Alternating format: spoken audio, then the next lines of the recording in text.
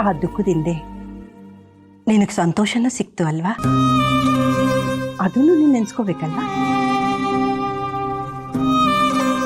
ಅಲ್ಕೋವಾ, ಇನ್ನೊಂದು ವಿಷಯ ಕಡೆ. ಏನು ಹೇಳು? ಅದೇ ರುಕ್ಮಿಣಿ, ಮಾರಿಗುಡಿ ರುಕ್ಮಿಣಿ ಅವಳು ಫೋನ್ ಮಾಡಿದ್ಲು. ನಮ್ಮ ಮಾರಿಗುಡಿಲಿ ಮಾಕಳಮ್ಮನ ಜಾತ್ರೆ ಇದೆಯಂತೆ. ಅದಕ್ಕೆ ನಾನು ನಿಧಿನ ಕರ್ಕೊಂಡು ಹೋಗ್ಬಿಟ್ಟು ಬರೋಣ ಅಂತಿದ್ದೀನಿ. ಅಲ್ಲಿ ಹೋದ್ರೆ ಮನ್ಸಿಗೆ ಸ್ವಲ್ಪ ನೆಮ್ಮದಿ ಸಿಗುತ್ತಲ್ವಾ? ಏನೇ ನೀನು? ಅಲ್ಲ ಕಣೆ ಮೂರ್ಜಡೆ, ಇಷ್ಟು ದೊಡ್ಡೋಳಾಗಿದ್ಯಾ? ಹೋಗ್ತೀನಿ ಹೋಗ್ತೀನಿ ಅಂತೆಲ್ಲ, ಹೋಗ್ಬಿಟ್ಟು ಬರ್ತೀನಿ ಅಂತ ಹೇಳಬೇಕು. ಎಲ್ಲ ಪ್ಲಾನ್ಗೂ ನಾನನ್ನು ಸೇರಿಸ್ಕೊಂಡಿದ್ದೆ. ಇವತ್ತು ಮಾರಿಗುಡಿಗೆ ಹೋಗಕ್ಕೆ ನಾನೇನು ಬಿಟ್ಟು ಹಾಕ್ಬಿಟ್ಟ? ಅದೆಲ್ಲ ನನ್ಗೆ ಗೊತ್ತಿಲ್ಲ, ನಾನು ಬರ್ತೀನಿ. ಹಾಗಲ್ಲ ಕಣೆ ಅಲ್ಕೋವಾ, ಸ್ವಲ್ಪ ನನ್ನ ಮಾತು ಕೇಳು. ನೋಡು, ಅಲ್ಲಿ ಜಾತ್ರೆ ಗಡಿಬಿಡಿ ಅದು ಇದು ಅಂತ ಸಮಯಕ್ಕೆ ಸರಿಯಾಗಿ ನಿನ್ಗೆ ಊಟ ತಿಂಡಿ ಎಲ್ಲ ಆಗಲ್ಲ ಕಣೆ. ನಮ್ಗಾದ್ರೆ ಅದೆಲ್ಲ ಅಭ್ಯಾಸ ಇದೆ. ಅದಕ್ಕೆ ನಾವಿಬ್ಬರೇ ಹೋಗಿ ಬರ್ತೀವಿ. ಸುಮ್ಮನೆ ರೇ ಸಾಕು. ದೇವ್ರ ಕಾರ್ಯ, ಹಳ್ಳಿ ಪೂಜೆ ಅಂದಮೇಲೆ ಎಲ್ಲದಕ್ಕೂ ನಾವು ಅಡ್ಜಸ್ಟ್ ಮಾಡ್ಕೊಂಡು ಹೋಗ್ಬೇಕು. ಅದೆಲ್ಲ ಗೊತ್ತಿಲ್ಲ. ನಮ್ಮನೆಯವರೆಲ್ಲರೂ ಸೇರಿ ಮಾರಿಗುಡಿಗೆ ಒಟ್ಟಿಗೆ ಹೋಗ್ತಾ ಇದ್ದೀವಿ. ಮುಡ್ಜಡೆ, ನಾವಿಬ್ರು ಬೀಗರಾದ್ಮೇಲೆ ಇದೇ ಫಸ್ಟ್ ಟೈಮ್ ನಾವೆಲ್ಲ ಟ್ರಿಪ್ ಹೋಗ್ತಾ ಇರೋದು. ಹೋಗ್ತಾ ಇದ್ದೀವಿ ಅಷ್ಟೇ. ನನ್ನ ಮಾತು ಕೇಳೆ. ಮಾತು ಕೇಳೆ ಗಿಳೆ ಅಂದ್ರೆ ಗುದ್ಬಿಡ್ತೀನಿ ನಂಗೆ. ಫಿಕ್ಸ್ ಆಗಿದೆ, ಹೋಗ್ತಾ ಇದೀವಿ ಅಷ್ಟೇ. ಹಾ, ಫೋನಲ್ಲಿಟ್ಟೆ.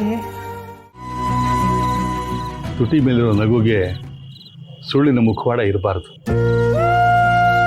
ಕಣ್ಣೊಳಗೆ ಉಳಿಯೋ ನೀರು ದೃಷ್ಟಿನ ಮಂಜು ಮಾಡಿಬಿಡುತ್ತೆ. ನೀನೊಬ್ಬ ಮನುಷ್ಯ ಅನ್ನೋದನ್ನೇ ಮರೆಸ್ಬಿಡುತ್ತೆ. ತಾತ, ನಾನು ಯಾರು, ಯಾಕಿದ್ದೀನಿ, ನನ್ನ ಉದ್ದೇಶ ಏನು ಒಂದು ಗೊತ್ತಾಗ್ತಾ ಇಲ್ಲ. ನಿಜವಾಗ್ಲೂ ದಿಕ್ಕೆ ತೋರ್ಸಂಗೆ ನಿಂತ್ಬಿಟ್ಟಿದ್ದೀನಿ ತಾತ. ಪ್ರೀತಿಸಿದ ಹುಡುಗಿ ಉಳಿಸ್ಕೊಳ್ಳೋ ದಾರಿ ನೋಡಕ್ ಹೋದ್ರೆ ಅಲ್ಲಿ ತೇಜಸ್ ನಿತ್ಯ ಒಂದ್ ಮಾಡೋ ದಾರಿನೇ ಮುಚ್ಚೋಗ್ತಿದೆ. ಈಗ ಎಲ್ಲಿ ಹೆಜ್ಜೆ ಇಡ್ಬೇಕು ಅಂತಾನೆ ಗೊತ್ತಾಗ್ತಿಲ್ಲ ತಾತ. ಎರಡು ದೋಣಿ ಮೇಲೆ ಕಾಲಿಟ್ಟು ಎಷ್ಟು ದೂರ ಹೋಗೋಕ್ಕಾಗುತ್ತೆ ಕರ್ಣ? ಒಂದು ಕಡೆ ಪ್ರೀತಿ ಧರ್ಮ, ಇನ್ನೊಂದು ಕಡೆ ವೃತ್ತಿ ಧರ್ಮ. ಎರಡರ ಮಧ್ಯೆ ಸಿಗಾಕೊಂಡಿದೀಯ. ನೀನು ಪ್ರೀತಿಸ್ತಾ ಇರೋ ಹುಡುಗಿ ನಿಧಿ ಬಗ್ಗೆ ಯೋಚನೆ ಮಾಡ್ತಾ ಇರೋದು ಸರಿ. ವೈದ್ಯನಾಗಿ ನಿತ್ಯ ಬಗ್ಗೆ ಯೋಚನೆ ಮಾಡ್ತಾ ಇರೋದು ಸರಿ. ಆದರೆ ಎರಡನ್ನೂ ತೂಗಿಸ್ಕೊಂಡೋಗಾಗಲ್ಲ ಅನ್ನೋದನ್ನ ಮರಿತಾ ಇದೆಯಾ. ಅದಕ್ಕೆ ಗೊಂದಲ, ಮನಸ್ಸು ಹೊಯ್ದಾಡ್ತಾ ಇದೆ ಅಲ್ಲ? ಈ ವಿಷಯದಲ್ಲಿ ನಿತ್ಯದೇನೂ ತಪ್ಪಿಲ್ಲ. ಹಾಗಂತ ನೀನು ಅವಳಿಗೆ ಜೀವನನೂ ಕೊಡೋಕ್ಕಾಗಲ್ಲ. ನಿನ್ನ ಮುಂದೆ ಇರೋ ಆಯ್ಕೆ ಎರಡೇ. ನೀನು ನಿತ್ಯ ಮಗುವಿಗೆ ತಂದೆಯಾಗಿರಬೇಕು ಅಥವಾ ನಿಧಿಗೆ ಒಲವಾಗಿರಬೇಕು.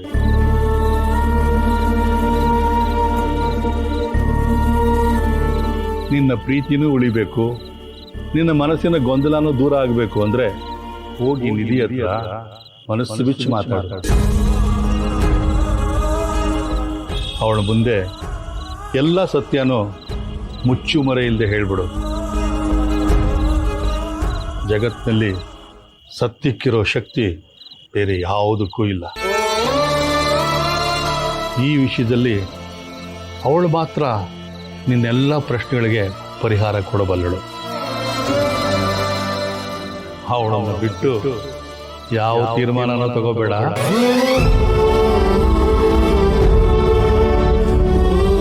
ನೀವು ಹೇಳ್ದಂಗೆ ಆಗ್ಲಿ ತಾತ. ನಿಧಿಗೆ ಎಲ್ಲ ಸತ್ಯ ಹೇಳ್ಬಿಡ್ತೀನಿ. ನೀವು ಬಂದಿದ್ರೆ ಚೆನ್ನಾಗಿರ್ತಿತ್ತು ಡ್ಯಾಡ್. ಇಷ್ಟು ದಿನ ಆ ಕರ್ಣನ ಮೇಲೆ ಒಂದು ಕಣ್ಣು ಇಟ್ಟಿದ್ರೆ ಸಾಕಾಗ್ತಿತ್ತು. ಈಗ 10 ಕಣ್ಣು ಇಟ್ಟರೆ ಸಾಕಾಗಲ್ಲ. ಒಂದು ಕಡೆ ನಿತ್ಯ, ಇನ್ನೊಂದು ಕಡೆ ನಿಧಿ. ಯಾವಾಗ ಯಾರ ಜೊತೆ ಏನು ಮಾಡ್ತಾನೆ ಅಂತಾನೆ ಗೊತ್ತಾಗ್ತಿಲ್ಲ. ಪ್ಲೀಸ್ ಡ್ಯಾಡ್, ನೀವು ಬನ್ನಿ. ಚಳಿ ಆಗ್ತಿದೆ ಅಂತ ಬೆಂಕಿ ಹತ್ತಿದ ಒಲೆಯಲ್ಲಿ ಕೂರಕ್ಕಾಗತ್ತೇನೋ? ಒಲೆ ಒಳಗ ಅಂದ್ರೆ ಮಾರಿಗುಡಿನ ಸುಡೋ ಒಲೆ ಅಂತಿದ್ದೀರಾ? ಬೇರೆ ಏನು ವಿಷಯ ಇಲ್ಲ ಅಂತಂದ್ರೆ ಫೋನ್ ಇಡ್ತೀನಿ. ಡ್ಯಾಡ್ ಡ್ಯಾಡ್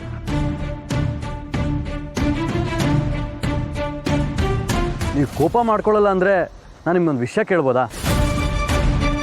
ನೀವು ಯಾಕೆ ಮಾರಿಗುಡಿ ಹೆಸರು ಕೇಳಿದ್ರೆ ಅಷ್ಟೊಂದು ಅಪ್ಸೆಟ್ ಆಗ್ತೀರಾ?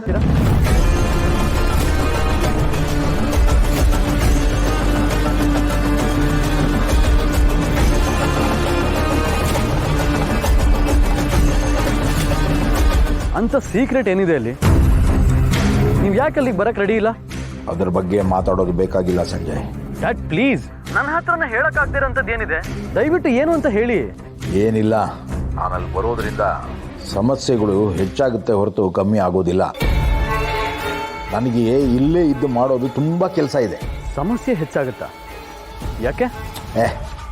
ನಿನಗೆ ಬೇಕಾಗಿಲ್ಲ ಅಂತ ಹೇಳಿದ್ನಲ್ಲ. ನಾನು ಇಲ್ಲೇ ಇದ್ದು ಮಾಡಬೇಕಾಗಿದ್ದ ಕೆಲಸನ ನಾನು ಮಾಡ್ಕೋತೀನಿ.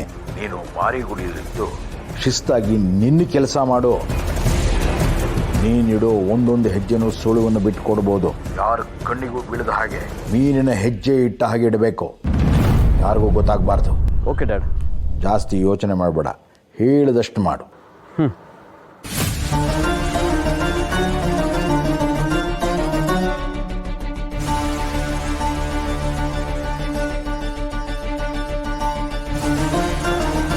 ಆ ಮಾರಿಗುಡಿಗೆ ನಾನು ಯಾವತ್ತೂ ಕಾಲಿಡಬಾರ್ದು. ಹಳೆ ನೆನಪುಗಳೇ ಓದ್ಕೊಂಡಿರೋ ಊರಿಂದ ನಾನು ದೂರ ಇದ್ದಷ್ಟು ಒಳ್ಳೆಯದು.